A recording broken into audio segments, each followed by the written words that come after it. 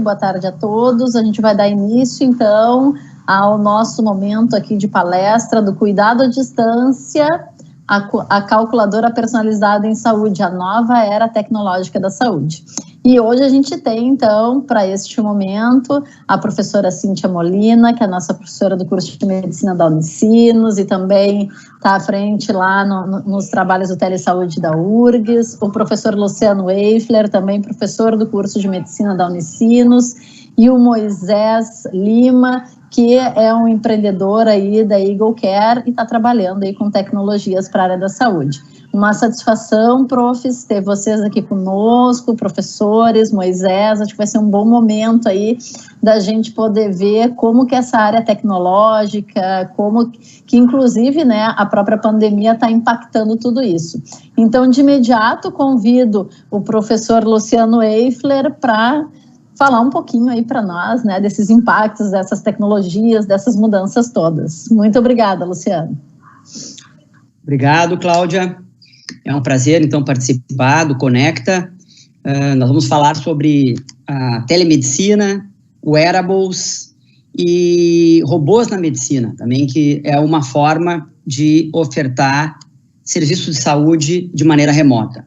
Então, eu vou passando alguns conteúdos, revisando principalmente algumas legislações que modificaram agora com a questão da pandemia, e depois, no final, a gente pode tirar algumas dúvidas ou discutir de maneira bem informal. E tu, Cláudia, quando tu quiseres, a qualquer momento, pode me interromper, perguntar ou interagir, perfeito?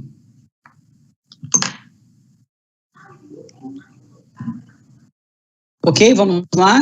Vamos lá, Luciano. Então, telemedicina, wearables, né? Wearables é o nome que a gente dá para os biosensores, que são computadores vestíveis que nós usamos e que podem fazer a medição dos sinais vitais, como nós vamos ver nos próximos slides. Então, esse é o tema de hoje da nossa conversa. Inicialmente, é importante situar o que é telemedicina. Às vezes, alguns alunos, algumas pessoas ficam na dúvida, o que significa realmente telemedicina? A definição é a oferta de serviços de saúde utilizando tecnologias de informação. Essa é a definição de telemedicina. A própria Organização Mundial de Saúde, ela estimula o uso da telemedicina como uma forma de reduzir a desigualdade do acesso à saúde no mundo inteiro. Com a telemedicina, eu posso levar a expertise de especialistas em locais remotos ou em áreas que não existem especialistas ou em centros de menor complexidade. Essa é a ideia, essa é a essência da telemedicina. Existem algumas resoluções do Conselho Federal de Medicina. A primeira, que está ali na tela, de 2002, não previa que o médico pudesse falar diretamente com o seu paciente. Era necessário que tivesse algum outro profissional da área da saúde junto ao paciente. A resolução de 2018 modificou essa relação, que poderia sim ser feito o contato direto do médico com o paciente. Porém, ela foi revogada no início de 2019. Estávamos todos aguardando uma nova resolução quando entrou a pandemia do coronavírus e não tinha mais outra coisa a ser feita pelo Conselho Federal de Medicina, a não ser liberar a telemedicina para que os pacientes pudessem entrar em contato com os seus médicos, revisões pós-operatórias, revisões de medicamentos. Não havia outra alternativa com o isolamento social. No mundo inteiro, as pessoas começaram a falar com seus médicos através da telemedicina.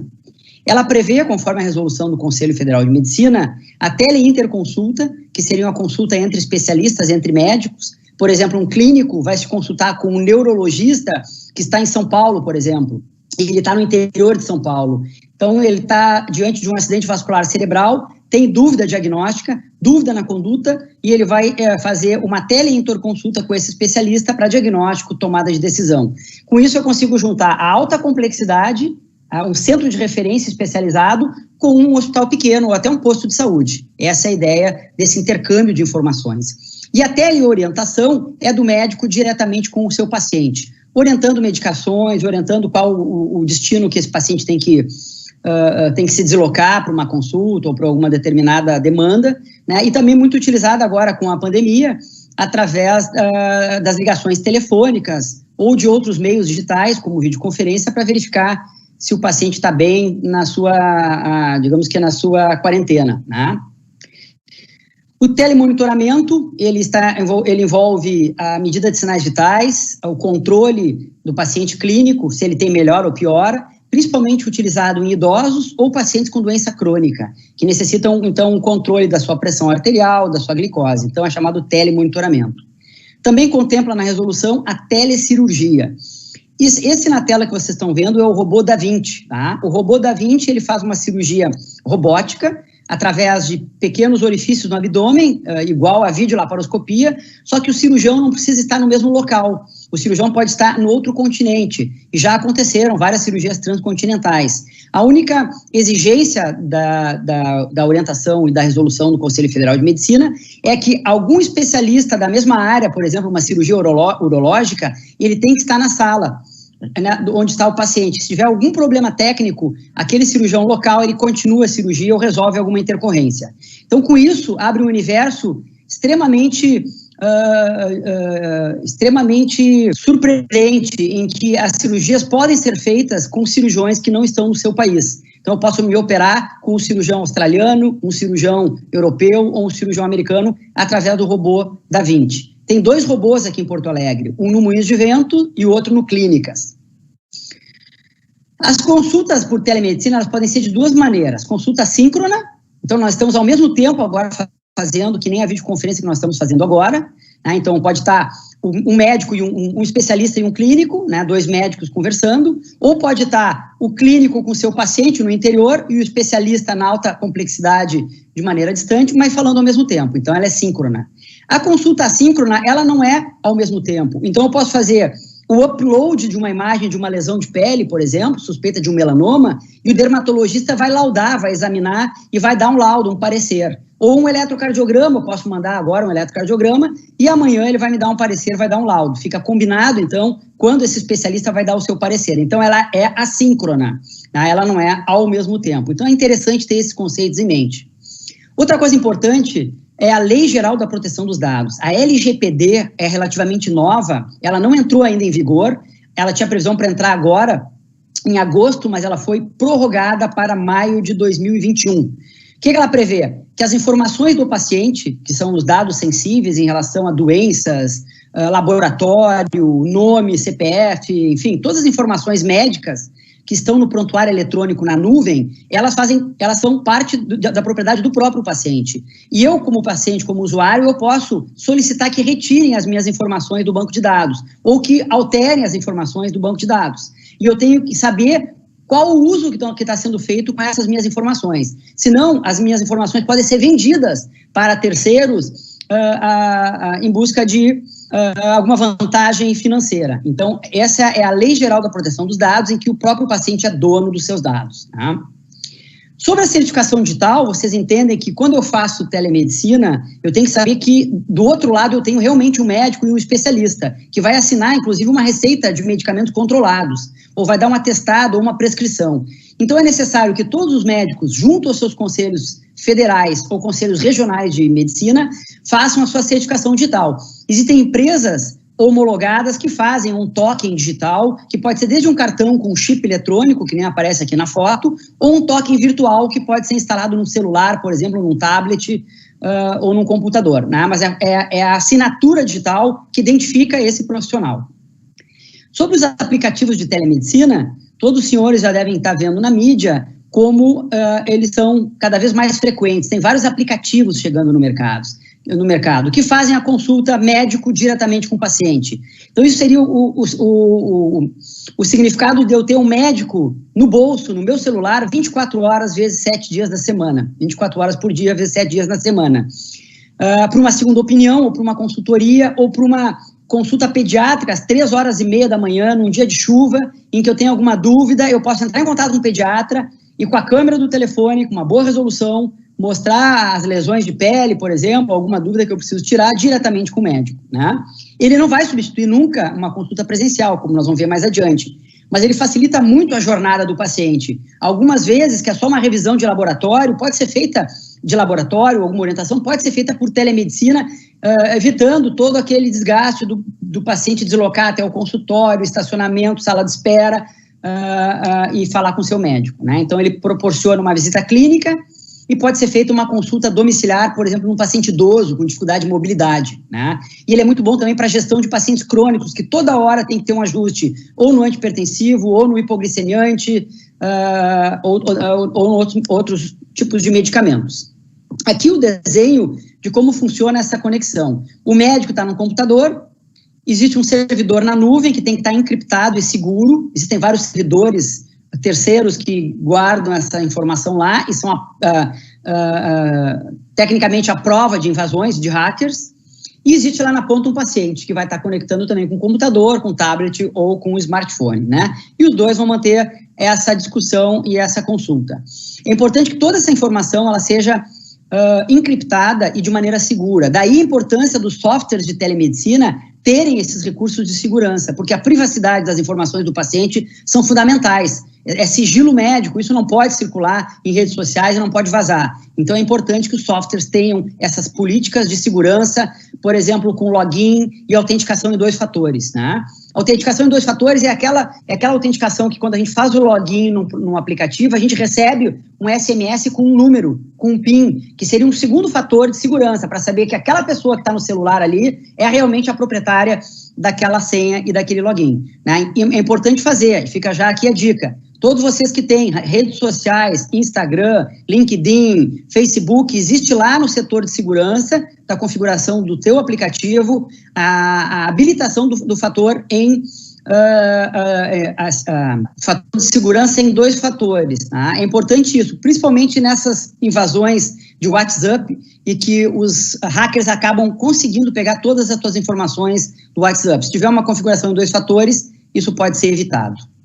A telemedicina pode ser feita também através de uma central com especialistas, dentro de um hospital, por exemplo, né, ou de uma empresa que oferece esse serviço de consultoria com vários especialistas, e lá na ponta eu tenho um console de telemedicina, que tem um no-break, uma tela e uma câmera de alta resolução. E esse console ele pode passear, trafegar, circular nos leitos de uma UTI, por exemplo. Então eu consigo fazer a visita médica na UTI, através de um console, né? Também pode ser um médico de qualquer lugar do mundo. Eu posso receber especialistas de outras áreas, de outros países, no meu hospital através desses consoles. Várias áreas da medicina podem utilizar, então, a telemedicina de forma bastante rápida e eficiente, né?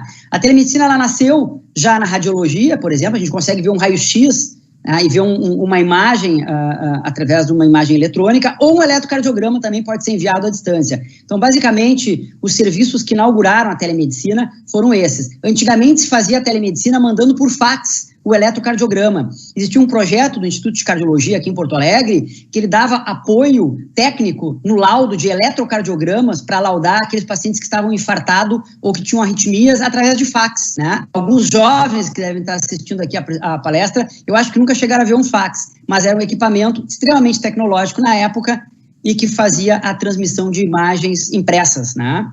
Aqui é um console de telemedicina, um dos equipamentos que eu utilizo. Ali tem uma câmera chamada câmera PTZ. PTZ significa Pan Tilt Zoom. Eu consigo girar a câmera para o local que eu quero, eu consigo olhar para o chão, olhar para o dreno, dar um zoom, olhar se o paciente tem uma anisocoria, alguma alteração na face, consigo, à distância, examinar esse paciente. E esse console, ele pode ser levado na beira da cama, na beira do leito, lá na sala de emergência, na UTI, em qualquer local. Disponibilizando, então, protocolos de assistência que podem ser, inclusive, comprados de serviços de fora. Por exemplo, o Hospital Albert Einstein, que foi um dos pioneiros da telemedicina no Brasil, ele tem um pacote de especialistas que são vendidos como consultoria para hospitais de pequeno porte. Então, eu posso ter uma consultoria de um reumatologista, por exemplo, ou de um neurologista de maneira remota, assinando, digamos, essa consultoria remota, ok? Aqui mais uma imagem, então, eu posso discutir intercorrências, isso facilita o meu diagnóstico, a minha intervenção, porque eu tenho um especialista ali na hora, na ponta, examinando o paciente junto comigo. Aqui um caso de discussão, aqui é a doutora Ana, inclusive, nossa professora ali da Unicinos. Eu estava lá em Manaus, numa força-tarefa, no começo de maio, numa UTI, discutindo alguns casos de pacientes com coronavírus e discutindo com a doutora Ana, né? O console estava lá, nós utilizamos alguns consoles de telemedicina justamente para fazer essa interface direto da UTI com outros serviços. Aqui é sobre uma ampliação do exame físico que pode ser feito com os consoles. Eu posso plugar um estetoscópio, por exemplo, USB, né, e auscultar o pulmão e o coração do paciente, e quem está lá na outra ponta vai ouvir no fone de ouvido a ausculta cardíaca ou a ausculta pulmonar. Eu posso transmitir uma imagem em alta definição de uma lesão dermatológica para o dermatologista à distância dar o seu parecer técnico. Inclusive, existe um projeto da Rede Universitária de Telemedicina que já faz isso. Ele oferece serviços de consultoria de dermatologia para áreas remotas no norte do país, onde não tem esses especialistas. Então, uma pessoa poderia ter um melanoma e morrer de um melanoma porque ele nunca ia ter acesso a um especialista. Com a Rede Universitária de Telemedicina, é possível um diagnóstico precoce através dessa maneira. Aqui um oxímetro, que também tem Bluetooth e Wi-Fi, e outros equipamentos que podem ser utilizados juntos ao console. Esse é um equipamento chamado Multiscope. Ele só troca a ponteira, uma câmera de alta resolução. Eu posso usar ele como dermatoscópio e transmitir imagens de pele, um otoscópio e transmitir imagens de ouvido, um oftalmoscópio e transmitir imagens da retina, por exemplo, de um fundo de olho para um oftalmologista, e um laringoscópio para olhar a garganta desse paciente com um aparelho só. Essa aqui é uma startup que fez um estetoscópio, né? Então, o estetoscópio é bastante pequeno e compacto. Eu consigo fazer a ausculta desse paciente e transmitir, então, à distância esse som, e o pediatra vai estar auscultando, por exemplo, o pulmão da criança, se tem um sibilo, se tem uma asma, se tem alguma alteração. E mais, essa empresa de inteligência, essa startup, ela colocou também inteligência artificial no software dela. Então, ela consegue ver alguma alteração em relação à ausculta, um padrão diferente, e já pode sugerir também um diagnóstico. Se é uma crise asmática, se tem uma terceira bulha, uma insuficiência cardíaca, através do embarque de inteligência artificial. E aqui são os wearables. Já falei para vocês que o wearables é o nome técnico de equipamentos que nós vestimos, né? Então, são computadores que vestimos. Então, a gente usa no corpo o equipamento, né? Então, aqui tem alguns exemplos, por exemplo, os smartwatches, que a gente já utiliza por aí, tem vários modelos comerciais, da Fitbit, da Apple. Ele vai medir a frequência cardíaca, a temperatura, a saturação do sangue, através de biosensores que estão acoplados ali ao equipamento e estão fazendo a leitura diretamente na pele. Então, esse, por exemplo, é o Apple Watch medindo a minha frequência cardíaca em tempo real. Toda essa informação vai para a nuvem, a frequência cardíaca toda está lá na nuvem. Isso é de extrema importância para um paciente que tem arritmias. Eu posso pré-definir um alarme para uma central, por exemplo, de socorro, quando a minha frequência cardíaca subir demais ou baixar demais, evitando o colapso, né? Então, isso chama de telemetria. A telemetria é o envio dos dados de maneira remota. Esse é o equipamento que nós estamos testando também, que ele faz a oximetria noturna, né, ou do dia inteiro, né? Vocês veem que ele é acoplado no dedo aqui, né? Esse aqui é um paciente idoso, e eu tenho a leitura da saturação dele ali à esquerda, está saturando 97%. Imaginem o impacto desse telemonitoramento agora nos pacientes que estão com Covid e que estão em observação domiciliar, por exemplo. Então, a saturação já pode ser identificada precocemente através da informação diretamente na nuvem. Pacientes que têm apneia do sono, ou que roncam demais, ou que acabam fazendo hipóxia durante a noite, o aparelho pode vibrar e acordar essa pessoa ou tirar ela daquela posição. Eu consigo, inclusive, configurar 3 modos de intensidade na vibração, sem acordar a pessoa, mas tirar ela da posição para que ela não obstrua a sua via aérea. Esses aqui são alguns biosensores em forma de adesivo, que também transmitem informações e sinais vitais. Aqui a minha curva de telemetria de 24 horas, usando o Fitbit. Ali, ao meio-dia, eu estava fazendo uma corrida, então o meu pico de frequência cardíaca chegou lá perto de 160, mais ou menos, né? Então, isso aqui é a telemetria em 24 horas em tempo real, ok? Das informações dos batimentos cardíacos. Tem inovações chegando por aí, que são os biostamps, que é um adesivo flexível, um circuito eletrônico flexível, que pode ser simplesmente colado na pele e transmitir informações também, não só fisiológicas, como sinais vitais, como bioquímicas, inclusive da qualidade do teu suor, da glicose, do sódio, do potássio que está contido no teu suor. Isso pode ter uma implicação bem interessante para a clínica médica. E para terminar, rapidamente eu vou falar sobre os robôs na medicina. Essa é uma inovação. Em 2014 eu iniciei com uma startup de robôs de telepresença na telemedicina, utilizando pequenos robôs de baixo custo, que utilizam tablets como o cérebro, e nós conseguimos fazer vários casos em hospitais de São Paulo, Minas Gerais, Porto Alegre, colocando em UPAs, clínicas e emergências, para que especialistas de qualquer lugar do mundo pudessem estar por telepresença remotamente fazendo a avaliação dos pacientes. Essa aqui foi a capa da Veja no lançamento, digamos, que da penúltima resolução do Conselho Federal de Medicina. Foi um alvoroço na comunidade médica e eles estamparam na capa esse robô aqui, que é o robô BIM, que é uma empresa americana, um robô robusto, tem uma bateria de longa duração e uma imagem de alta resolução. É muito interessante esse robô. Ele foi o que mostrou na capa da Veja para mostrar que nós estamos realmente entrando numa nova era tecnológica e na saúde não é diferente essas inovações. Esse é o robô Vita, um robô um pouco mais caro. Isso é lá em Miami, numa UTI de Miami. Quando o paciente tem alguma intercorrência, por exemplo, eu operei um paciente de manhã, uma cirurgia grande, esse paciente fica internado com sonda e etc., fazendo pós-operatório na UTI. Se ele tem algum sangramento, alguma intercorrência, normalmente o plantonista vai ligar para o médico assistente. Pode ser às 3 horas da manhã, ele vai ligar para o meu celular, eu vou acordar, em vez de eu ficar falando no telefone, eu consigo conectar pelo robô, ir lá na beira da cama e discutir com ele qual é a melhor conduta. E aí, me organizar para ir até o hospital, para fazer a reintervenção e etc. Mas tem coisas que a gente resolve só pelo robô. Então é muito melhor eu fazer uma telepresença do que ficar falando no telefone, apenas com o áudio da informação. O robô de telemedicina ele funciona assim. À direita da tela de vocês está o especialista que pode estar lá em Stanford, e à esquerda da tela de vocês tem um pronto atendimento ou um hospital de baixa complexidade. E o robô está lá na beira da cama, examinando e vendo o paciente através da sua câmera. Esse é outro modelo de robô, também bem interessante. Ele fica numa base, numa dock station carregando. Quando o médico especialista ou consultor remoto precisa conectar, ele simplesmente entra com login e senha pelo celular dele ou pelo tablet e vai lá na beira do leito discutir o caso ou conversar com os pacientes. Aqui é uma prova de conceito que nós fizemos num hospital aqui em Porto Alegre também, que é um hospital dia. Esse paciente tinha feito uma cirurgia de hérnia e estava para receber alta, e o médico assistente conversou, deu as orientações pós-altas, que muitas vezes o cirurgião opera de manhã e de tarde ele está operando em outro hospital. E quem vai dar alta é o plantonista do dia que está ali. Mas o médico assistente pode dar um pulinho lá na emergência, conversar através do robô e fazer as orientações do pós-operatório e etc. Aqui no detalhe vocês veem como funciona o robô circulando no hospital. Ele tem um microfone, então o som é bastante alto, e ele é um sistema como se fosse um Segway. É uma roda com acelerômetro, então ele tem bastante agilidade. Ele pode também descer e aumentar de altura para ver um paciente numa maca ou um paciente de pé, ou um médico que está de pé para discutir o caso na beira do leito. Aqui também é uns cases que nós estamos fazendo com residenciais seniors, né, que são casas e residenciais de pacientes idosos, mas que são independentes, que moram sozinhos, e que os familiares podem estar mais presentes, além das visitas presenciais, podem estar toda hora lá, revisando, orientando sobre a medicação também, para que o idoso não esqueça os medicamentos que ele toma, facilitando a aderência ao tratamento. Esse aqui é outro robô que tem inteligência artificial, reconhecimento facial e também tem direção autônoma. Eu posso cadastrar os leitos da UTI, por exemplo, ou os leitos da enfermaria, e ele vai sozinho, leito por leito.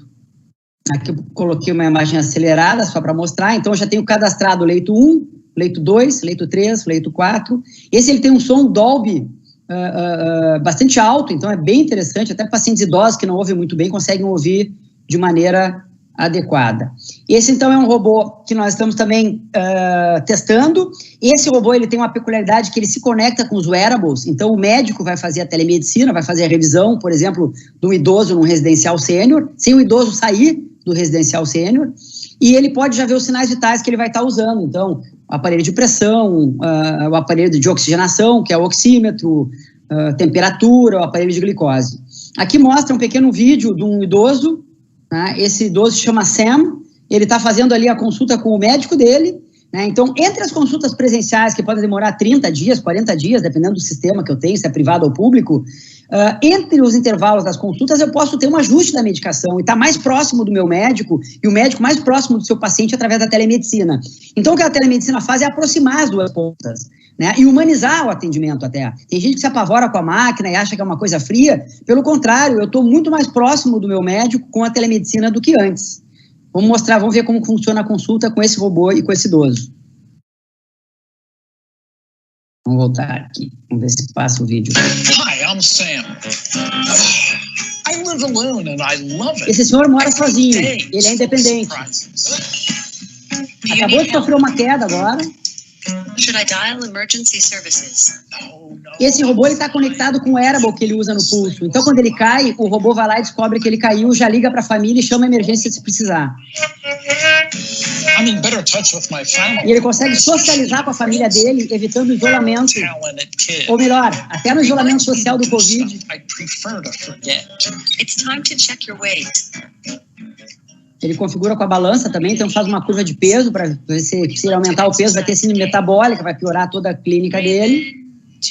E ele pode falar com a família. No isolamento social agora do Covid, nós estamos fazendo uma prova de conceito também com esse robô com alguns idosos. Don't sound so surprised, Doc. I've even started cooking. I guess you can teach an old dog new tricks. E aqui ele vai falar com a filha dele.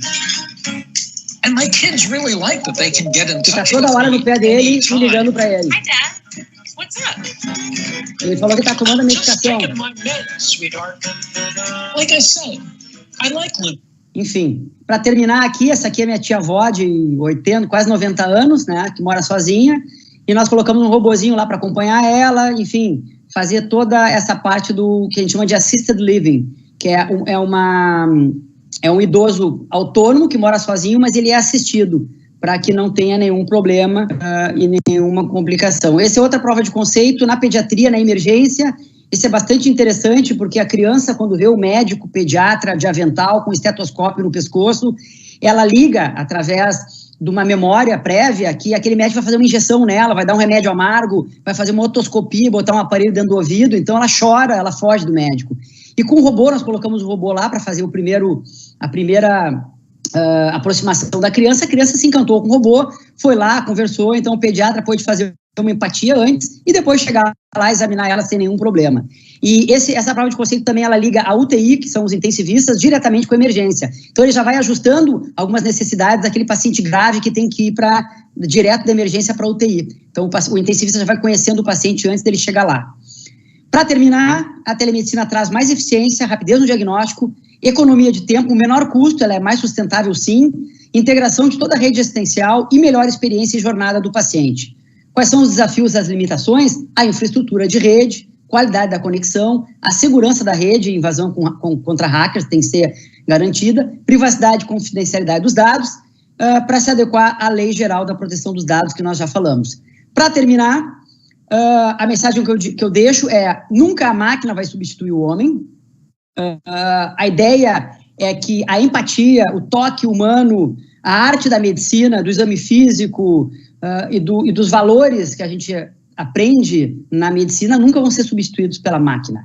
Nós temos que entender que a telemedicina ou as tecnologias, elas são nossas aliadas para que nós possamos fazer uma telemedicina mais humana ainda e mais eficiente. Faço um convite para finalizar. Eu sou um dos organizadores desse evento, que vai ter uma vertical do agronegócio, uma vertical de educação, que são as edutechs, que agora estão na moda, né, com as novas plataformas de ensino pelo coronavírus, né, as edutechs, que a gente chama, e saúde. Na vertical saúde, nós teremos muitos assuntos interessantes, dos quais nós falamos aqui. Vai ser em 5 a 9 de outubro, totalmente online. O que nós vamos falar é sobre tudo isso: wearable telemedicina, a impressão 3D na medicina, cirurgia robótica e vários outros assuntos da medicina do futuro. E se algum acadêmico tiver algum interesse, pode submeter o artigo e o trabalho, que nós teremos uma sessão também de trabalhos acadêmicos que serão premiados, né? Eu já estou levando alguns trabalhos para lá, que é o ensino de cirurgia videolaparoscópica por realidade virtual, que eu tenho com alguns alunos. E se alguém tiver interesse em fazer algum pôster ou algum trabalho, por favor, não hesite em me comunicar ou entrar lá diretamente e fazer a sua inscrição com o seu orientador. Eu acho que era isso. Aqui está o meu contato, que eu vou colocar aqui. Eu tenho também o e-mail da Unicinos, né, que é o como professor, e aqui o meu e-mail corporativo, que é meu sobrenome, @conceptmed.com.br, que é a minha empresa de consultoria de tecnologia e inovação em saúde. Fico à disposição. Luciano, muito obrigada. Também queria, ótimo, assim, a tua explanação, as informações, muito bom. Eu queria também lembrar o pessoal aí que está nos assistindo, nos escutando, né, que quem tiver perguntas pode ir fazendo ali pelo chat, que depois, ao final, a gente vai ter um tempinho aí também para as questões. Muito obrigada, Luciano. Professora Cíntia, passamos para ti agora. Olá. Vamos.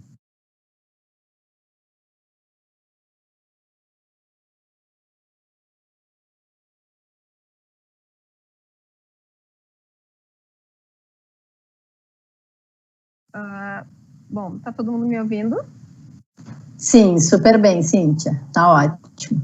Bom, então meu nome é Cíntia, eu sou médica de família e eu trabalho no Telesaúde, acho que nos últimos 7, 8 anos, mais ou menos, que foi um projeto que eu vou contar um pouquinho a história para vocês do caminho para se chegar até o robô. Então, o Telesaúde, ele é um projeto de pesquisa vinculado ao programa de pós-graduação da Epidêmio, da Universidade Federal do Rio Grande do Sul. Né? O objetivo, então, é qualificar os profissionais de saúde, diminuir distância e tempo em relação ao atendimento, que é algo ali que o Luciano falou, e, consequentemente, melhorar a saúde das pessoas. Então, em 2007, foi a criação do Núcleo de Telesaúde, que foi assim, acho que aceitar um desafio de alguns professores da universidade para tentar qualificar a atenção primária, que, para quem está vendo a gente, assim, de forma prática, são os postos de saúde, porque, considerando o Brasil como um todo, essa assistência que, teoricamente, é capaz de resolver 80% dos problemas, a 90%, e consegue prevenir cedo e gastar menos em saúde, é uma área que nem sempre tem muito investimento e que, muitas vezes, não tem profissionais médicos, e quando tem, eles têm uma formação que não é a adequada para a atenção primária. Eles estão lá porque é o lugar que sobrou para trabalhar e não porque foi uma opção. E isso está entre os motivos de diminuir o cuidado e a resolutividade na unidade de saúde e se criar aquilo de encaminha, né? Então, nessa época, o Ministério da Saúde estava investindo em formação de telesaúde, queria fazer uma rede e teve todo um investimento em relação ao desenvolvimento da telemedicina no país. Em 2012, o Telesaúde expandiu para todo o estado. Em 2013, a gente começou, então, o primeiro telediagnóstico, que eu vou explicar, o canal do 0800 e o programa Regula SUS. 2014, a teleeducação, e assim a gente vem até hoje, passo a passo, andando com inovações progressivas, brigando ali com a legislação, que o Luciano falou muito bem. Então, o que a gente faz hoje, em termos conceituais, talvez a gente tenha um pouquinho de diferença, os termos que eu uso, do que o Luciano usa, porque tem alguns termos que mesmo na literatura, devido à tradução, as diferentes profissões da área da saúde chamam por um nome, outro lugar chama por outro, a literatura de artigo científico está escrito de um jeito, aí as classes profissionais de outro, mas a gente faz regulação, diagnóstico, educação, consultoria e desenvolvimento de tecnologia.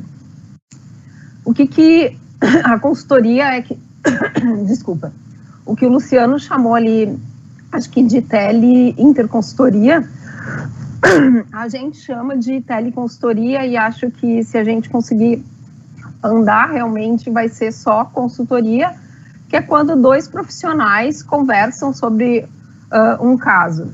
Aí vocês vão estar aí pensando assim, mas sério, então um médico, um enfermeiro que atende a gente, ele tem dúvida e ele precisa conversar com um colega.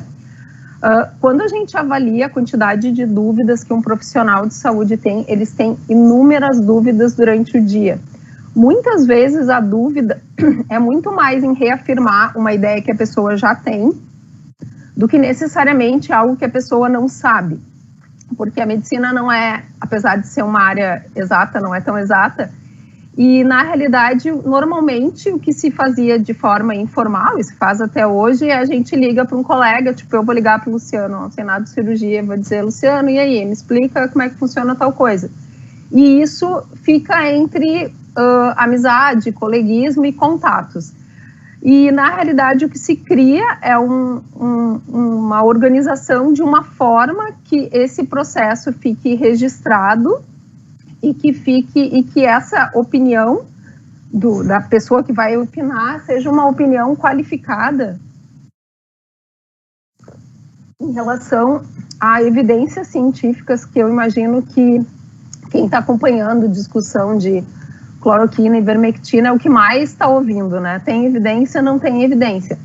Então, para quem está nos assistindo, que está na graduação, evidência científica é mais ou menos assim, a gente faz pesquisa para dizer que uma coisa funciona. Então, o Luciano foi ali, elaborou um robozinho, o que ele precisa fazer? Ele precisa comparar o atendimento que o robô faz com o atendimento que uma pessoa faz para identificar exatamente as situações em que o robô é tão bom quanto ou melhor e nas situações que o robô não é tão bom. E enquanto a gente não tem isso em termos de pesquisa, a gente tem opinião de pessoas, que é muito mais suscetível à falha. Então, a gente faz consultoria, até hoje, agora já deve estar em torno de umas 200 mil teleconsultorias. A gente sabe que para cada 3 casos, mais ou menos, que um médico conversa com o outro, quando ele está pensando em encaminhar, ele continua encaminhando 1 e 2 casos ele consegue não encaminhar, principalmente se tem a ver com alguma especialidade que ele não domina. Então, por exemplo, eu sou médica de família, eu tenho domínio de alguns assuntos do coração, mas não todos. Se eu conversar com um cardiologista, que é o médico do coração, de um paciente que eu estou acompanhando, muito provavelmente ele consiga me orientar algumas atitudes e algumas formas de pensar que não exija que esse paciente seja visto pelo cardiologista nesse momento, mas que exija que ele mantenha acompanhamento médico. E essa é uma forma de a gente organizar para que os pacientes que realmente precisam ir para cardiologistas, que têm casos mais complexos, sejam vistos por esse profissional.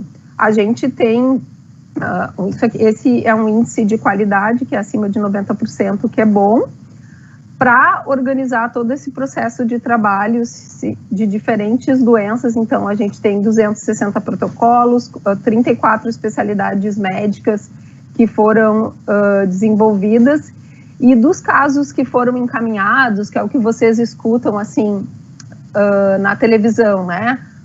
Tempo de espera para operar o joelho é de 3 anos.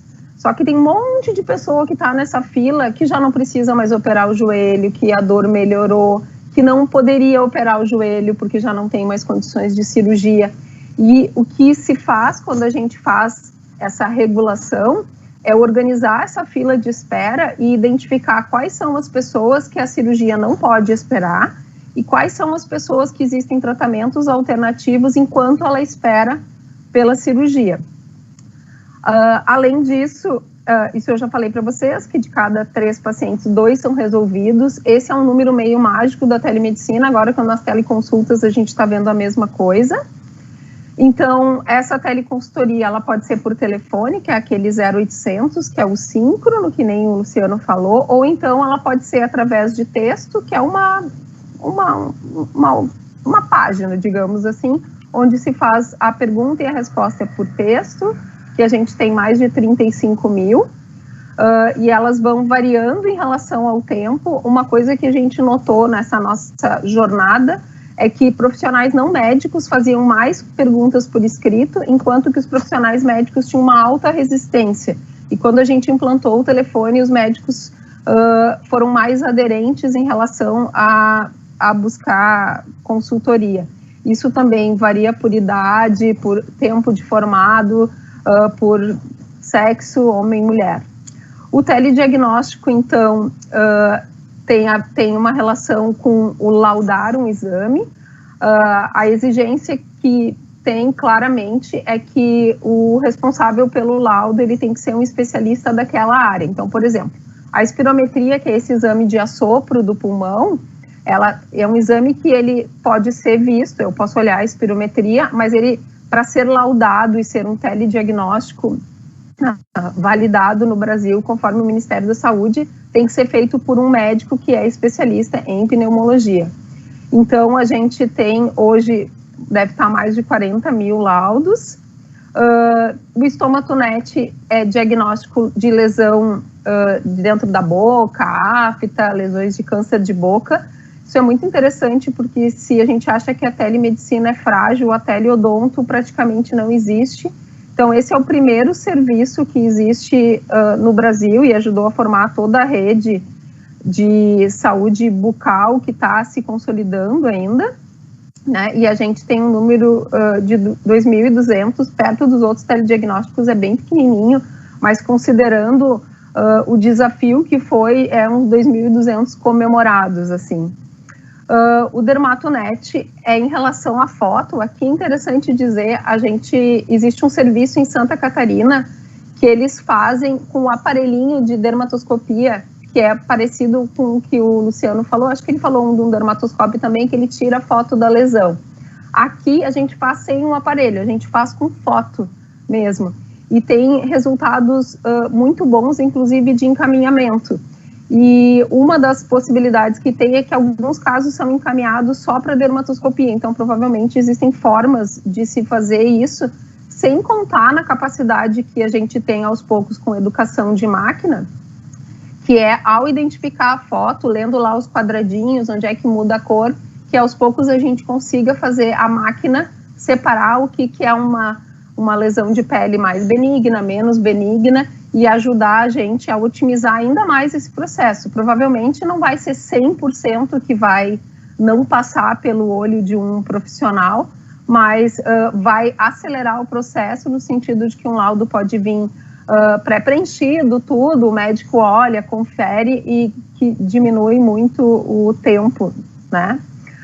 Então, a gente tem um projeto bem inovador. Essa sala de exame oftalmológico, ela é a única que existe no mundo. Ela foi modelo na página da Zeiss, que é a empresa que faz esses aparelhos oftalmológicos, que é uma sala de exame completo em que o paciente entra, passa por diferentes aparelhos que são comandados à distância por um oftalmologista, ficam todos oftalmologistas em Porto Alegre, e a gente tem sala de exame distribuídos em todo o estado. Então, em Pelotas, aí o oftalmo está aqui, ele opera o aparelho, a única coisa que tem lá na outra ponta é um técnico de enfermagem que encaminha o paciente nas diferentes cadeiras, e que aperta o botão e arruma o aparelho. Acho que nem aperta o botão da foto, mas ele arruma o aparelho assim no local certo e coleta algumas fotos de retina, e o oftalmo daqui faz toda a avaliação e libera um laudo de telediagnóstico. Qual o problema? Como a teleconsulta ou a consulta remota até então não eram autorizadas no Brasil, esse médico ele podia dizer no diagnóstico dele quantos graus a pessoa precisa, então ele vai dizer, esse olho aqui tem menos tantos graus, mas ele não podia prescrever o óculos, porque é diagnóstico e a prescrição do óculos é tratamento, e isso ele não pode, simplesmente por questões legais. Então a gente tranca numa questão jurídica, né, que no final das contas ela diminui muito o acesso dos pacientes e dificulta. Aí vocês vão dizer assim, mas os oftalmos vão parar de trabalhar. Na realidade não vão, né? Porque a oftalmologia é uma especialidade que eu não sei se vocês sabem, mas ela é clínico-cirúrgica, então os oftalmos operam muito. Então todo o tempo que a gente tem médicos oftalmologistas fazendo o exame de óculos, a gente tem eles fora do bloco cirúrgico. Tem alguns que têm preferência por não operar, por exemplo, aí eles podem fazer as avaliações clínicas desses casos que precisam ser avaliados presencialmente, porque a máquina não faz tudo, mas eles também podem fazer essa formação específica em telemedicina, porque uma coisa que a gente nota é que quanto mais o oftalmo atende em telemedicina, melhor ele fica, como se fosse uma curva de aprendizagem, que nem quando a gente está aprendendo a escrever. Quanto mais a gente escreve, mais bonita vai ficando a nossa letra. Então, até hoje, a gente já fez 26 mil exames, com vários artigos publicados. Esse número de 2019 aqui está defasado, né? Porque não foi colocado ainda o 2020, a pandemia nos atropelou, né? Então, a gente tem um aumento de atendimento progressivo nos últimos anos. Vejam que a gente começa lá em 2007 e esse período inicial aqui, ele era muito, muito difícil, com todas as dificuldades de legislação, com todas as dificuldades quando se dá um passo para fazer alguma coisa muito inovadora, muito disruptiva, porque tem reação da sociedade por várias frentes, né? Então, a gente faz cursos EAD, tanto voltados para a população, quanto um canal de YouTube. Tem mais de 3 milhões de visualizações, com mais de 40 mil profissionais de saúde certificados, um time de resposta rápida para fazer vigilância e apoio a situações de emergência e cursos rápidos para qualificação e educação da população, que inclusive está entre as coisas da atenção primária, que é o nosso know-how. A gente tem 22 aplicativos que tem mais de 900 mil downloads, é bastante, assim, então, muito da tecnologia desses aplicativos e esse tipo de coisa é muito interessante, né? De forma geral, eu escutei várias vezes que quem ia fazer medicina é porque não gostava de matemática. Eu ficava injuriada por causa disso, porque eu pensava, eu gostava de matemática e lógica, e eu achei que, no final das contas, já que médico não gostava de matemática, que eu não ia saber nada de matemática, não ia precisar. E o que a gente vê, de forma geral, quando estuda essas questões tecnológicas, é que muitas coisas são parecidas, né, e, em relação à regressão, avaliação de dados e conceitos de lógica, de fluxos, e o que a gente precisa é conseguir ter uma comunicação, linguagem boa com os profissionais que trabalham com tecnologia, com os designers, para conseguir comunicar esse processo. E cada vez mais a gente vê assim, essa nova profissão do engenheiro da saúde como alguém que faz esses dois caminhos, né? Então, a gente tem um projeto de pesquisadores, a maioria dos nossos projetos tem algum vínculo com pesquisa e produção científica e desenvolvimento de conhecimento. E o que o Covid fez com a gente, né? Eu acho que algumas coisas foram interessantes, né? Eu brinquei, assim, não deve ter sido à toa que eu fiz mestrado e doutorado com doença respiratória e telemedicina, bem o que se precisava nesse momento. Então, no dia 13 de março, lá, quando estava começando as situações, chegando os primeiros casos de Covid aqui, eu já tinha organizado um modelo de atendimento de consulta remoto que tinha sido desenhado para gripe de 2013, em parceria na época com o Cremers ou com o Simers, de uma forma alternativa de manter as pessoas em casa, porque naquela época também se achava que realmente seria uma situação ruim, e na realidade aquela vez a influenza foi menos pior do que se previu. Então, num primeiro momento, em um curto período de tempo, 2, 3 dias, a unidade que eu trabalho, que é vinculada ao Hospital de Clínicas, ela saiu de uma unidade com atendimento completamente presencial para uma unidade que preferencialmente atendia através de consulta remota, e isso com todas as limitações que vocês podem imaginar de um lugar que não está preparado para isso. Então, a gente organizou linha de telefone no computador, acesso à internet modificado, formas paralelas de registro dos pacientes, enquanto aos poucos ia se fazendo as adaptações do sistema em relação às questões de segurança que tem que ter, né? Então, o que acontece? Nisso tudo, o que a gente tinha certeza? Que os pacientes que não têm Covid, paciente que é hipertenso, que é diabético, eles continuam tendo doenças e precisam ser atendidos.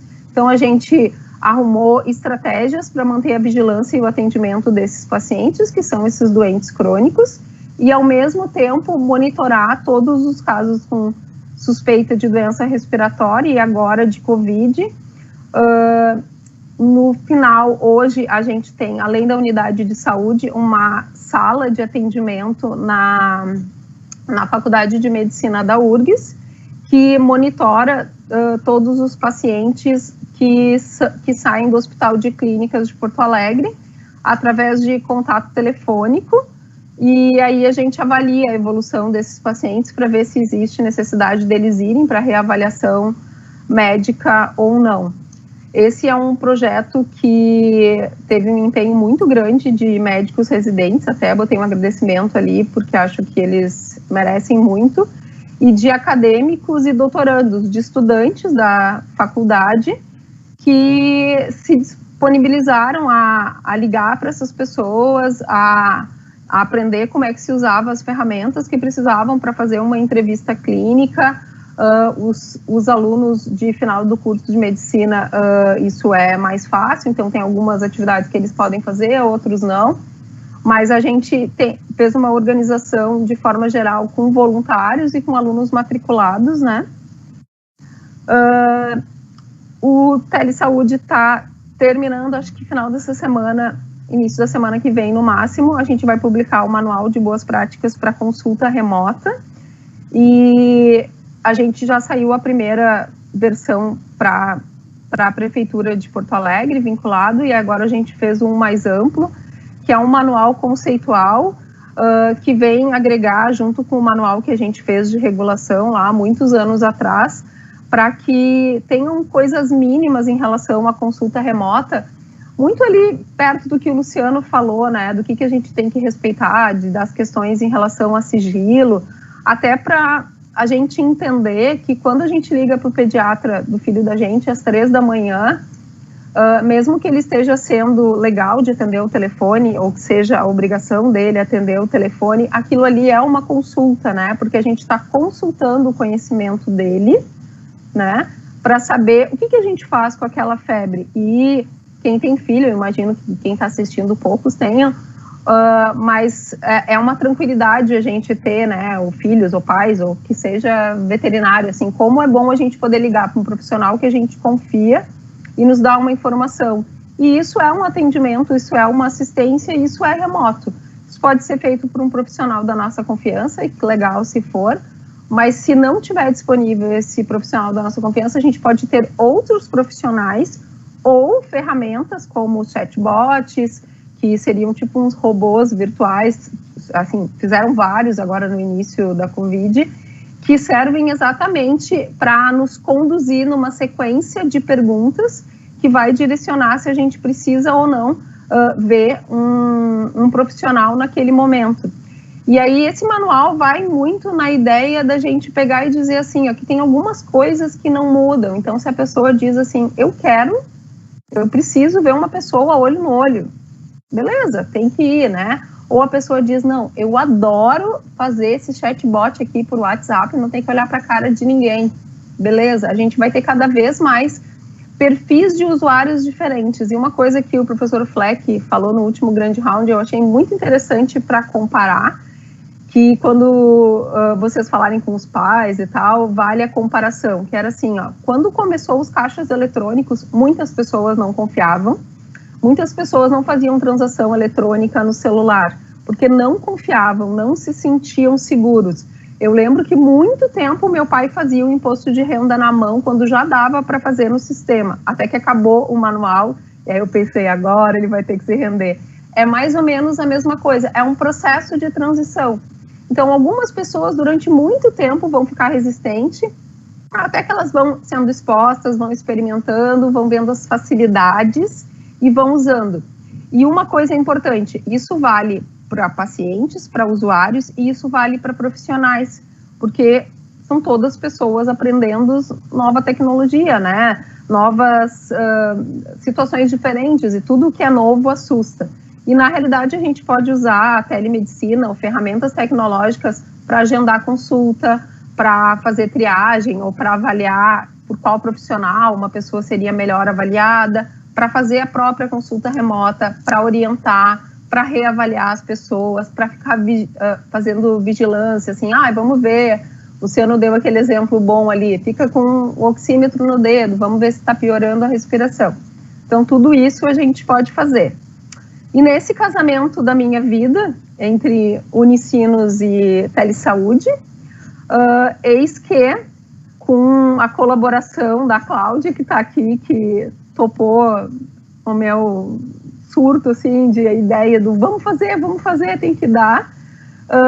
Acho que desse casamento a gente tem, então, o Unitelecuidado, que está vivendo, e eu estou vendo talvez de outro lugar agora, as mesmas dificuldades que o Telesaúde passou no início, né, dos profissionais terem que aprender e estudar uma coisa que é nova, e aí a gente vai se dando conta que é sempre um desafio para todo mundo, e que na realidade tem várias coisas envolvidas num projeto que vai unir a universidade, pensando que a universidade, e eu não sei se é claro isso para todo mundo, ela tem uma responsabilidade social no sentido de devolver o conhecimento, quer seja na forma de conhecimento científico, quer seja vinculando os seus profissionais ou devolvendo para essa comunidade, no caso São Leopoldo, tudo que está sendo construído. Então, as universidades, de forma geral, têm essa responsabilidade dentro do seu conceito, assim, que é ensinar, fazer pesquisa e desenvolver conhecimento e fazer extensão, que na realidade são atividades vinculadas à comunidade para que a universidade e as pessoas não sejam coisas separadas, né?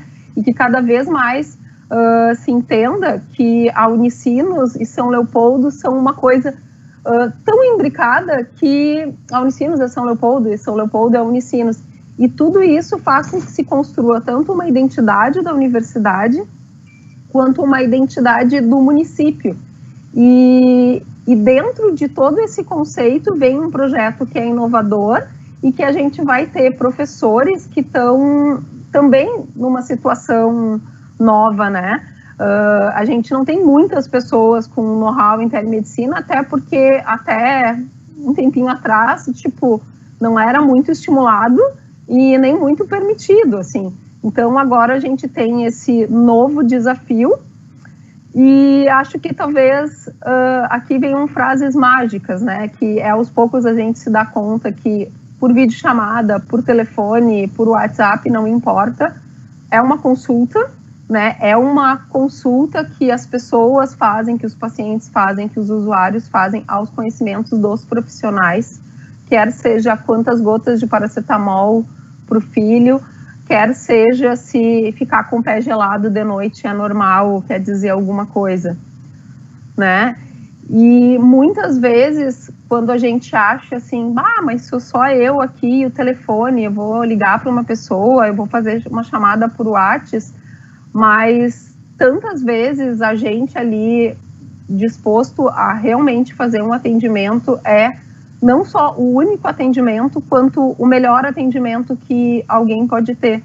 Porque independente de ser mediado por uma tecnologia, pré-triado ou não por um robô, ao mesmo tempo ou a resposta depois, o que a gente vai sempre ter são relações entre duas pessoas. E se nas relações entre duas pessoas existir realmente uma vontade de troca, de ajudar, de crescimento, aí talvez aí a gente tenha aquela essência do que é medicina, do que é saúde, que vem muito em cima do cuidar e do fazer o melhor. As pessoas são diferentes, então elas cuidam de forma diferente, vão ter pessoas que vão ser cirurgiões, então eles talvez sejam mais precisos, mais objetivos, aí vão ter profissionais que vão conversar mais, que vão questionar mais, que vão fazer um trabalho mais de introspecção, psicológico, mas independente disso, quando a gente está disponível para ajudar alguém e entendendo que a gente é capaz de aprender com qualquer pessoa e de trocar com qualquer pessoa, esse cuidado dá certo. Então, eu vou pedir para todo mundo acessar o site, as redes sociais do Telesaúde, da Unicinos, da Medicina da Unicinos, para que vocês saibam as novidades e o que a gente está inventando de novo. A gente gosta de inovar. Eu quero, então, agradecer os colaboradores do Telesaúde, a Unicinos, por ter, de forma geral, apoiado todo mundo em relação até à implantação de tecnologia para ensino, que foi uma modificação, e aí talvez aí os professores vejam claramente que tem algo em relação a ter que aprender também tecnologia, né? E os professores verem um desafio em relação a aprender a EAD, a como é que a gente vai usar mais um aplicativo de vídeo chamada novo, que eu não tenho a menor ideia como funciona. E aí faz que nem eu, que em cada lugar usa um Google, outro é Microsoft, outro usa o Zoom. Então, é um desafio para todo mundo. Para a era de vocês, que não é a minha, que já nasceu com o computador na mão, e eu vejo meu filho fazer assim na televisão, talvez algumas coisas sejam mais fáceis, mas para a gente que tem um pouquinho mais, bem mais de 20 anos, é desafio, né? Então, para todo mundo é desafio. Eu imagino que os professores do ensino médio não sejam diferentes. Então, para todo mundo que está nessa batalha junto, lembrem que quem acha que vai fugir dos números fazendo medicina ou cursos da saúde é mentira, tá? Então, não acreditem nisso. Para quem acha que vai para TI, para ciência da computação, para fugir da saúde, não obrigatoriamente. Cada vez mais os dois caminhos se cruzam, então acho que a gente tem literalmente um universo de possibilidades. Muito obrigada. Cíntia, muito bom, muito obrigada também pela tua apresentação. Acho que também foi bastante motivador. Meu Deus, quanto aprendizado nessa noite contigo, com o Luciano. E agora a gente tem mais um pouco ainda, né, com o Moisés, nosso convidado também da Eagle Care. Muito obrigada, Moisés. Fez uma correria aí para estar com a gente hoje, né? A gente te agradece muito. Então, de imediato, passamos para ti, Moisés.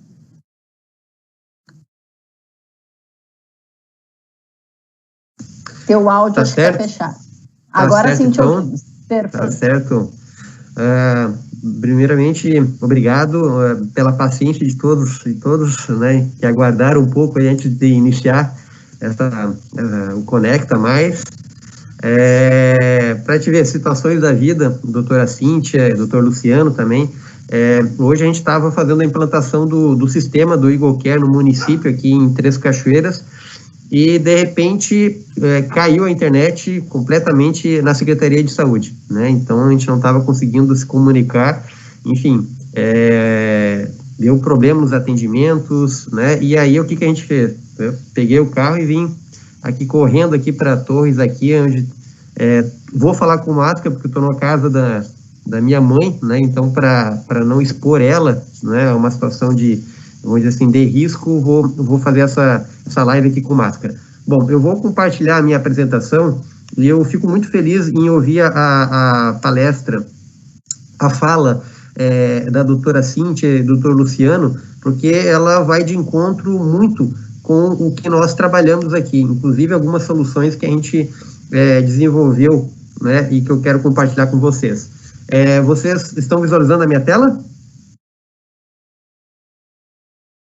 Sim, já está aparecendo para nós, sim. Moisés, ele só não está em modo de apresentação, ele está aparecendo com os slides pequenininhos ali ao lado. Tá, perfeito. Então, eu vou apresentar para vocês, então, quando a Eagle Care, primeiro falando o que é a Eagle Care. A Eagle Care é uma startup localizada no Parque Tecnológico São Leopoldo, Tecnocinos, e ela nasceu para resolver um problema, ou vários problemas que dizem respeito à saúde, né, que é as longas filas, por exemplo, para o agendamento de uma consulta médica, né?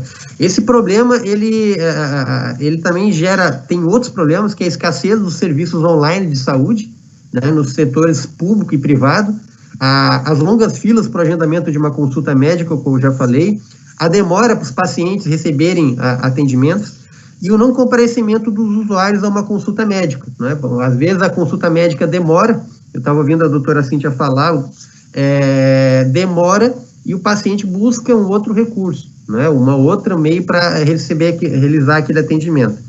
E também tem a questão do modelo de atendimento, que é muito tradicional, né? E serviços de saúde acabam se tornando muito caros ou inacessíveis.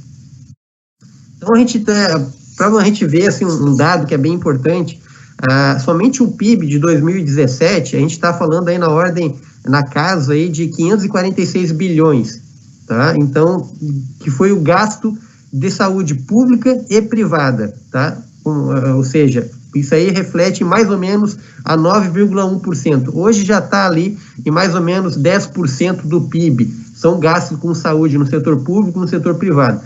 Para mim, que sou economista de formação, também me formei na Unicinos em administração hospitalar, mas como economista, eu vejo que é um número muito significativo e para onde é que está indo esse dinheiro, né? Como que é que a gente pode tornar esse dinheiro de forma que ele possa ter um alcance maior, né, para as pessoas que precisam.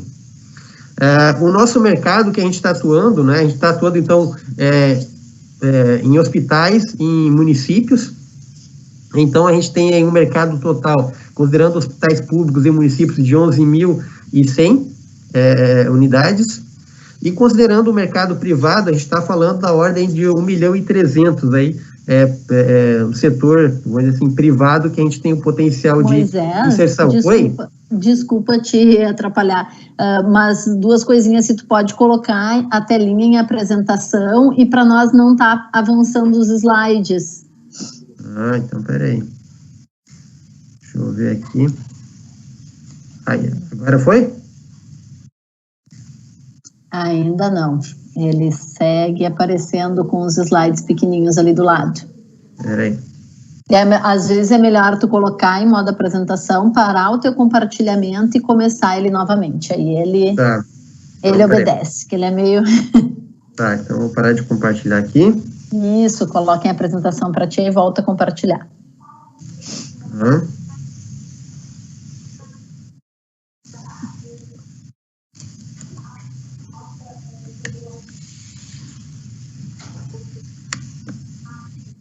Perfeito? Tá entrando, perfeito, agora sim, perfeito. Tá, beleza, obrigado. Então, a gente está falando aí como está falando aí da ordem gasto com saúde pública, hoje está chegando a quase 10% aí do PIB, tá? Então, o nosso mercado, considerando hospitais públicos e hospitais privados, em torno de 11.000 clientes, né? E no setor privado, de 1.300.000 que a gente está calculando ali nos setores serviços, comércio, indústria e construção civil. Então, o que ele é esse aplicativo? Esse aplicativo é um aplicativo multiplataforma, ele é voltado para o setor público e privado, como a gente falou, e permite a gestão e a disponibilização de serviços online, né, com a geração de relatórios gerenciais. Então, as pessoas economizam, utilizando o EagleCare, acessando serviços pelo celular, economizam tempo, por exemplo, economizam dinheiro, fazem uma gestão eficiente. O gestor, no caso, faz uma gestão eficiente com acesso a relatórios gerenciais e as pessoas ganham mais agilidade, mais comodidade e praticidade para acessar esses serviços aí. Então, tu tem, né, considerando uma questão da pandemia atual, a gente tem uma redução da circulação de pessoas, uma maior praticidade e agilidade no serviço de saúde e um maior controle na gestão dos serviços e a redução dos custos com o aplicativo. Quais são as funcionalidades que o EagleCare possui? O agendamento de consulta, que é uma coisa bem interessante, a gente pode pensar que é algo simples, mas não é, né? O agendamento de consulta é algo que a gente vai nas peculiaridades e vai vendo o quanto ele é complexo, mas o aplicativo hoje, hoje é uma solução muito amadurecida nossa. Ele permite o agendamento e o cancelamento de uma consulta médica por parte do usuário. O controle de medicação, a pessoa sai da farmácia básica de um município ou da farmácia, o usuário ou a farmacêutica lança no sistema e o aplicativo avisa o horário que a pessoa tem que tomar aquela medicação. O serviço de notificação de envios, lembrando a pessoa que ela tem que tomar aquela medicação. E aqui tem um serviço de pré-triagem do Covid-19, aqui a doutora Cíntia.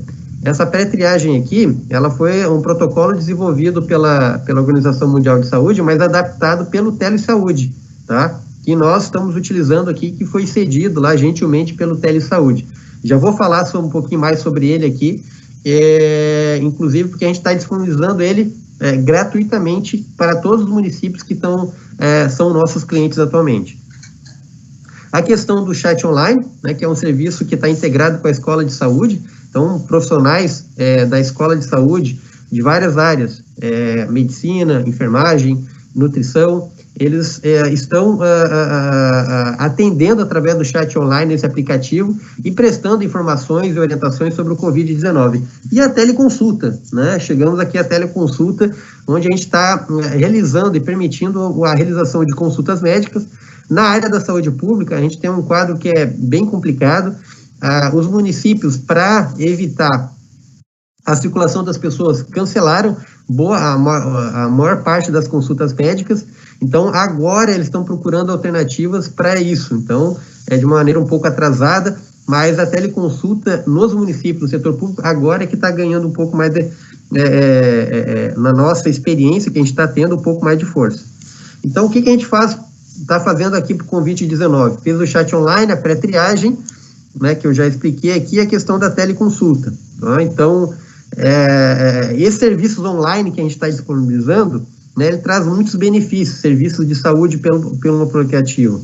Por exemplo, um agendamento de consulta, ele evita aglomeração de pessoas, filas de espera, formação de filas de espera, né? A pré-triagem, ela orienta as pessoas, né? Muitas vezes as pessoas, como foi falado aqui, elas procuram um posto de saúde, muitas vezes com sintomas que não são compatíveis com o Covid-19, então essa pré-triagem ajuda muito a orientar, né? A gente pode fazer uma demonstração aqui, uma simulação.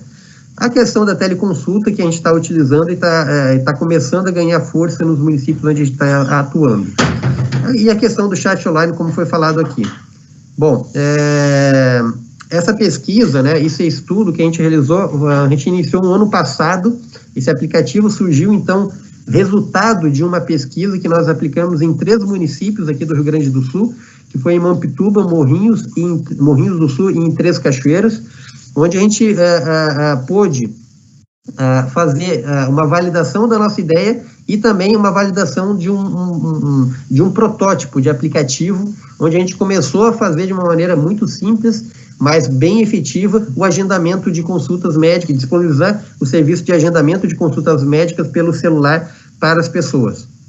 Então, essa pesquisa ela foi supervisionada pelo Instituto Federal, né, a Comissão de Ética Permanente, e foi autorizada e está registrada lá na Plataforma Brasil do Ministério da Saúde.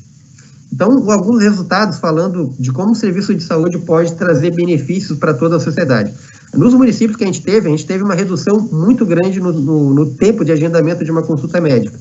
Redução em mais de 50% nas consultas médicas perdidas pelo não comparecimento dos usuários, ou seja, a gente caiu em 50% nesses municípios, no período que a gente analisou, as consultas médicas perdidas pelo não comparecimento dos usuários. Isso é uma coisa muito importante. E a aprovação dos usuários para o uso do aplicativo no agendamento de uma consulta médica. Ó, a gente estava falando em questão de tempo, né? Olha só aqui, ó, esse gráfico aqui. Acima de 57% nos 3 municípios, as pessoas levaram menos de 5 minutos para fazer o agendamento de uma consulta, sem precisar sair de casa. Tá? A aprovação do aplicativo, ela sempre foi superior a 60% nos 3 municípios, né? Ou seja, quando a gente pergunta para o usuário se o aplicativo é o método ideal para fazer o agendamento de uma consulta médica, por exemplo. E a gente perguntou ainda, para aqueles que agendaram consulta médica, qual é a possibilidade dele realizar um novo agendamento utilizando o aplicativo, tá? Muito alta, né? E alta foi o que ficou concentrado aqui a maior parte das respostas. Então, aqui a gente fez cards de divulgação, né? Por exemplo, aqui um card de divulgação aqui do serviço, né? Explicativo, né? Para a população acessar e poder agendar, ali no caso aqui em Três Cachoeiras, com o clínico geral. Aqui a gente estimulando o agendamento consciente, né? As pessoas agendarem quando realmente precisam. E a confirmação da consulta, né? Que as pessoas, para confirmar que elas vão estar presentes naquela consulta. Aqui no município de Morrinhos do Sul, então, a pessoa, no caso, agendar o ginecologista, o preventivo do câncer de colo de útero, né? Os municípios têm metas para bater, então isso aqui ajuda muito o município a atingir essa meta.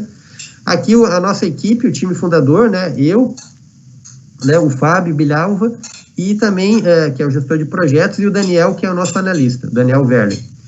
Então, atualmente nós já estamos nos municípios de Mampituba, Passo de Torres, São Leopoldo e Três Cachoeiras. estamos conversando com outros municípios também, e também a gente está implantando o Eagle Care lá na FCA, na unidade da Jeep, lá em Pernambuco, né? Lá na montadora da Jeep, na planta de Pernambuco.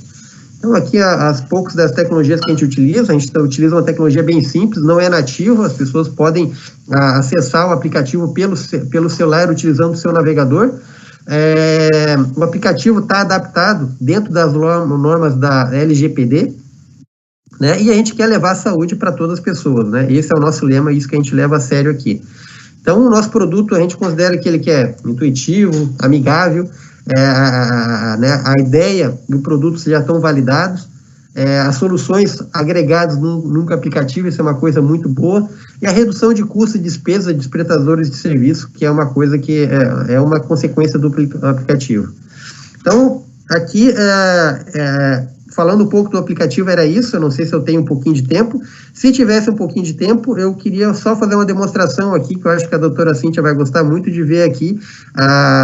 Né, Vamos lá, Moisés, pode ir mais 5 minutos aí, tem tempo. Tá, um pouco do trabalho dela aqui, que ela vai se orgulhar muito, que está ajudando muito os municípios aqui. Tá? Então, vocês estão visualizando a tela? Sim, estamos visualizando, conhecendo a solução. Beleza. Tá, então, peraí que eu vou mudar aqui. Parar aqui. E vou escolher a tela aqui para compartilhar aqui, Aqui. Beleza.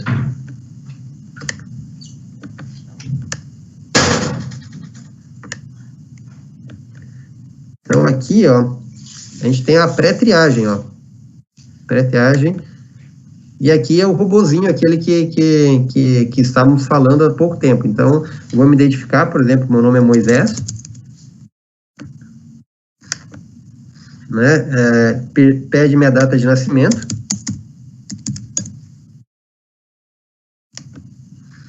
Né? Vou informar meu telefone DDD.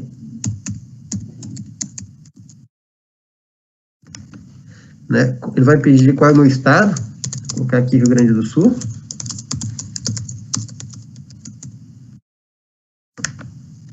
Em qual cidade ele mora? Eu vou colocar aqui São Leopoldo. E ó, ele pergunta se é para mim a avaliação, eu vou responder que sim, e que eu tenho interesse em continuar. Então ele faz as primeiras perguntas aqui, né? Apresenta algum desses sintomas, sinais de ataque cardíaco, sinais de derrame, muita dificuldade para respirar, sangramento intenso, convulsões, ataques, confusão, delírio, dificuldade de ficar acordado? Eu vou responder que não. Você está com dificuldade para respirar ou sente falta de ar? Eu vou responder que não também. Vou simular aqui, né? Você teve ou teve febre nos últimos dias? Eu vou responder que sim. E você tem tosse ou dor de garganta? Eu vou responder que sim também. Aí faz uma outra pergunta, e você sente algum desses sintomas? Dor de cabeça, mialgia ou dor no corpo, dor nas articulações? Eu vou responder que sim. E a última pergunta ele faz aqui se eu sou gestante ou até 2 semanas pós-parto, doença cardíaca, problema neurológico, doença pulmonar, insuficiência renal, doença do fígado, imunossupressão, doença cromossômica, diabetes, doença hematológica, obesidade. Eu vou responder que não. E aqui no final ele já dá, né, um resumo aqui, tá? E a recomendação, ó, você e todos que moram na mesma casa precisam ficar em isolamento domiciliar por 14 dias a contar do início dos seus sintomas. Os sintomas sugerem infecção por coronavírus e na ausência da gravidade o mais seguro é permanecer em casa. Então, isso aqui é uma solução que a gente está disponibilizando no nosso aplicativo. Esse aplicativo, parte dele, né, uma parte dele, foi desenvolvida através de um hackathon online, inclusive com a participação do Dr. Luciano, que está participando aqui dessa live. Esse hackathon online desenvolveu 3 funcionalidades, que é o chat online, a teleconsulta e também, né, essa pré-triagem aqui, que o protocolo foi cedido carinhosamente aqui pelo Telesaúde. E o que mais interessante também, todo o código-fonte a gente disponibilizou gratuitamente, sem nenhum custo, né, no GitHub. Então tá lá todo o código-fonte, E também estamos disponibilizando a ferramenta, o Eagle Care, o aplicativo, gratuitamente para hospitais e hospitais públicos e municípios, ou seja, não tem nenhum custo de implantação, não tem nenhum custo de mensalidade durante os primeiros 6 meses ali. A gente está fazendo esse trabalho todo de divulgação do trabalho aí que é importante, né, que é levar a saúde até as pessoas e utilizar a tecnologia como meio para isso. Então, de minha parte, seria isso aí, né? Eu fico à disposição para perguntas e poder contribuir aí com o debate. Moisés, muito obrigada pela tua apresentação, uma satisfação também de ter conosco nesse momento. Acho que a gente tem aí muito aprendizado, né, junto com vocês três. Fico imaginando os alunos que estão vindo, né, para esse Conecta, já podendo ter esse primeiro contato com a área da saúde, né, o Luciano fez uma apresentação brilhante, a Silvia também, agora fechamos muito bem aí contigo, acho que foi maravilhoso poder ouvir vocês, pensar também, né, Moisés, em ti aí como empreendedor nessa área, no potencial que tem dentro da área da saúde para empreender, para pensar em novas... principalmente a tecnologia auxiliando todo esse processo, que eu acho que o Luciano também frisou bastante isso, né? E a Cíntia comentou ali, a gente já está aí com a Unicinos também, fazendo lá o Unitelecuidado, e pensando principalmente nessa interlocução com toda a área da saúde, né, Cíntia, que tem sido algo muito bonito, assim, a gente vê enquanto projeto, né, que a gente está desenvolvendo e que a gente sabe aí que a gente está aprendendo todo dia, né. Eu vou ver se a gente tem, acho que a gente tem ainda uns minutinhos aí, e vou ver se tem alguma pergunta, ou se alguém quer colocar alguma pergunta ali no chat, ou se vocês foram muito claros, e o pessoal, né, tá com friozinho, tá congelado, aí não tem perguntas, porque imagino que para os alunos, assim, que estão pensando, vou para a área da saúde, acho que foi, assim, super abrangente, né, com todas as informações que a gente tem aí dessa área de tecnologia, as possibilidades que estão sendo utilizadas hoje, e acho que também, quando a gente pensa assim, coisas positivas, né, que a gente vai tirar desse momento, acho que o Luciano e a Cíntia ali comentaram antes a questão da própria legislação que teve que andar, acho que os próprios paradigmas também, né, que pacientes, profissionais, comunidade, municípios, gestores estão tendo que romper muito desses paradigmas, né, que achavam, isso não dá, isso não funciona, e a gente está usando hoje, está vendo que funciona, né? A gente está aqui fazendo o nosso primeiro Conecta online, então acho que funciona assim, ó, aí ó, o robozinho do Luciano, ele já esteve com a gente em alguns eventos também, né, Luciano? Então acho que é muito legal a gente poder ver isso, né, e tirar coisas positivas desse momento, e que com certeza, né, muitas vão se consolidar e vão seguir aí ao longo, né, da vida, provavelmente, e acredito que os nossos alunos que estão interessados em vir para a área da saúde estão bastante desafiados aí, né, tanto se for para a área de empreender, para a área de tecnologia, ou para estar com a gente lá na área da saúde, na medicina, ou em outros cursos da saúde. Eu não vejo aqui nenhuma pergunta nesse momento. Acredito, então, né, que está muito claro, ou o pessoal ficou com tanta dúvida e ficou pelo meu Deus, não vou perguntar porque não sei o que dizer, né, mas acho que foi muito bom. Então, eu acho que a gente, para não avançar muito, a gente começou ali com uns minutinhos de atraso, se vocês quiserem fazer aí um minutinho só de despedida e de encerramento, acho que a gente pode fechar aí e depois, né, eu faço aqui também o encerramento. Pode ser? Luciano, começamos por ti, que foi o primeiro a falar. Tu quer dar um fechamento aí desse momento? Claro, mais uma vez, então, parabéns a Cíntia pelo trabalho todo no Telesaúde, o Moisés, tive a oportunidade de, lá no início do Hackathon, também contribuir com o desenvolvimento do software. A Cláudia pelo convite. Se falar em tecnologia, pode contar sempre comigo. Eu sou um fanático por tecnologia e medicina, emergência. E a ideia para os alunos é justamente essa, né? O universo, ele é muito grande. Essa intersecção com saúde e tecnologia, ela é é uma mistura bacana, né? A gente consegue qualificar a assistência, a gente consegue aumentar o acesso da saúde através das novas tecnologias. E esse é o novo normal. Se fica alguma coisa de boa e um legado com o horror da pandemia e tudo que a gente está passando, será essa forma de nós nos aproximarmos através das tecnologias, né? Tecnologias emergentes que chegam rápido e que os jovens que chegam já têm que se acostumar com essa ideia, os mais antigos vão se adaptando e esse é o chamado novo normal. Então foi um prazer participar com vocês aqui, parabéns aos apresentadores, fico à disposição. Muito obrigada, Luciano. Cíntia? Eu também quero agradecer o convite, agradecer a oportunidade de ter visto a palestra dos dois colegas. Eu já conhecia um pouquinho do trabalho dos dois, assim, de forma indireta, e foi bem legal, assim, ouvir.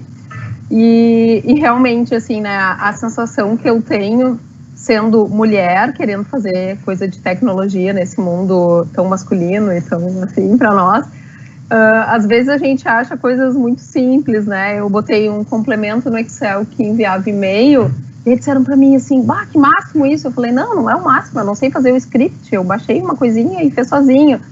E aí a gente se dá conta como para algumas pessoas só tu saber que existe um botãozinho já é novidade, né? Então é um mundo de descobertas, enquanto eu tô frustrada porque não tenho tempo de estudar as partes que eu queria de lógica e programação. Tem outras pessoas que já acham saber botar o filtro no Excel o máximo. Então, acho que é isso, assim, né? A gente juntar tudo e ter noção que o ser humano é um todo, né? E que a tecnologia, como a matemática, está entre as coisas que a gente construiu e que estão aí para nos ajudar a fazer de todo mundo a viver melhor e não ser escravo delas. Assim. Muito obrigada e eu concordo plenamente. Luciano, onde tiver tecnologia, podem me chamar. Muito obrigada, Cíntia. Moisés? Então, primeiramente, tá certo, tá lá. Primeiramente, agradecer muito a oportunidade e o espaço, né, do Conecta, da Escola de Saúde, da Faculdade de Medicina da Unicinos. Agradecer muito o contato, né, com a doutora Cíntia, com o doutor Luciano, prazer imenso poder pegar e ver o trabalho de vocês. E olha, eu digo assim, hoje a gente estava fazendo a implantação aqui no município e a gente viu o quanto ainda a gente tem um caminho longo pela frente, sabe? Quando a gente vai assim para, como vocês estão também na linha de frente, a gente se depara com realidades que a gente, nossa, como que é que isso ainda pode existir ainda, né, em pleno ano 2020? Mas enfim, os municípios estão, os gestores públicos, os gestores privados estão reaprendendo uma série de questões, né? A gente vê que os usuários também querem essas mudanças, porque, gente, como que é que a gente vai poder atender a população se a gente não mudar e não utilizar a tecnologia neste momento, sabe? Então, a tecnologia a gente ela está incorporada no nosso dia a dia, a gente precisa levar ela cada vez mais, né, para a medicina, para o atendimento à saúde, para o cuidado à saúde das pessoas, né? Então, a gente sempre coloca assim que a gente tem a tecnologia, ela só tem sentido quando ela atinge todas as pessoas, né? E a gente promove essa inclusão das pessoas e elas possam exercer a sua dignidade, a sua cidadania, né? Consumindo serviços de saúde com qualidade, de maneira que, né, barata, eficiente e que gere benefícios para toda a sociedade. É isso. Muito obrigada, Moisés. Eu acho que tu trouxe algo que a gente acredita muito no nosso curso de medicina e na Unicinos também, que é essa ideia, né, da gente poder levar esse atendimento humanizado, com qualidade e com tecnologia. Então, a gente sabe que a gente tem aí ainda desafios gigantescos, mas ao mesmo tempo a gente tem oportunidades também. Então, eu acho que ter esse momento com vocês, né, pessoas do bem aí que estão a mil, querendo desenvolver muitas coisas novas, muito engajados, né, com muita competência e com muita dedicação, eu acho que faz com que a gente acredite, né, que essa mudança é possível e que aos poucos a gente vai alcançar isso. A gente sabe que o caminho é longo, mas a gente conta aí com todo mundo e aos nossos novos alunos que entrarem também, né? Porque, como diz lá o nosso slogan da Unicinos, né? Desafio amanhã, então a gente tem que desafiar os modelos que a gente tem e realmente poder ver a diferença que a gente quer, né? Para a área da saúde como um todo e para a sociedade que a gente vive. Então, muito obrigado, muito especial, acho que foi um momento muito especial para o nosso Conecta. Muito obrigada a vocês três, né, pela disponibilidade e por esse momento. Uma boa noite para todo mundo aí que está nos assistindo. Foi um prazer estar com vocês. Tchau, tchau. Tchau, um abração, até mais. Obrigado. Boa noite a todos. Boa noite, tchau, tchau. Tchau. Valeu, gente. Obrigada. Boa noite.